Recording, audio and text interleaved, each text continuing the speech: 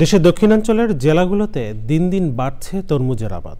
সেসব এলাকার চরাঞ্চলে বিঘার পর বিঘা জমিতে তরমুজ চাষে অনেক উদ্যোক্তা বড় বিনিয়োগের ঝুঁকি নিচ্ছেন।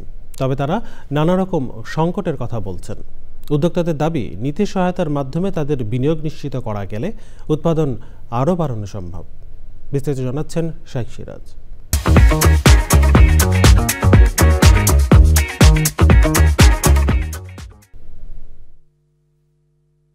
পায়রা নদীর মাঝে জেগে ওঠা এই চরটিকে ওপর থেকে দেখলে বোঝা যায় এটি ছোট্ট একটি দ্বীপ।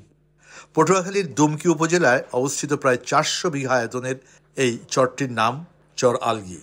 এখানে তরমুজ চাষের উদ্যোগ নিয়েছেন পাশের উপজেলার গলাচিপা থেকে আসা তরুণ উদ্যোক্তা মিলন আকন্দ। এখানে আছে 400 বিঘার মতন জমি আছে। এই মাথাতে দেখা যায় না কিছু, দিগন্ত জোড়া। হ্যাঁ, যে জমিটা আছে এখানে প্রায় 1.5 কোটি টাকা খরচ হবে।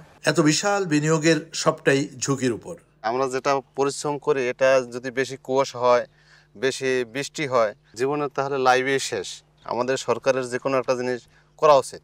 শস্য বীমা, ক্রপ ইন্স্যুরেন্স আমাদের যদি এভাবে যদি করতো, ঠিক আছে, আবার যে বিমা করে আমরা ওইটা বিমা যেটা জমা থাকতো আর ওইটাতে আমরা কিছু আবার পরবর্তীতে করতে পারতাম। ভালো বীজ প্রাপ্তিতেও রয়েছে নানা সংকট।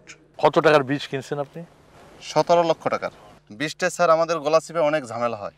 বীজটা ডিলারেরা আটকাইয়া ওই বীজের সাথে অন্য বীজ দেয়, মিশায় দেয়। হ্যাঁ, যেরকম গেরেটন বীজ চাইলে তারা আলগি একটা তরমুজ নাম আছে, ওই আলগি তরমুজটা ধরাই দেয় যে ওইটা নিতে হবে না, ওটা দেবো না। এই বীজের জন্য আমরা হতাশা থাকি। উন্নত বিশ্বে বিশাল বিশাল জমিনের উপরে যে কৃষির চিত্র আমরা দেখেছি, সেটি যেন প্রতিচ্ছবি হিসেবে ধরা দিয়েছে এখানে। সে বিশ্বে কৃষি হয় প্রযুক্তি আর যন্ত্রের মাধ্যমে, ফলন শতভাগ নিশ্চিত। আর এখানে হাজার হাজার কৃষকের হাতের স্পর্শে বিশাল এই ভূখণ্ডে কৃষির চর্চা, উৎপাদন এবং ফলন পুরোটাই ভাগ্যের উপর। যদি যন্ত্র আর প্রযুক্তির নিশ্চয়তা দেওয়া যেত, তাহলে কৃষক থাকতে পারত অনেকটা নিশ্চিন্তে।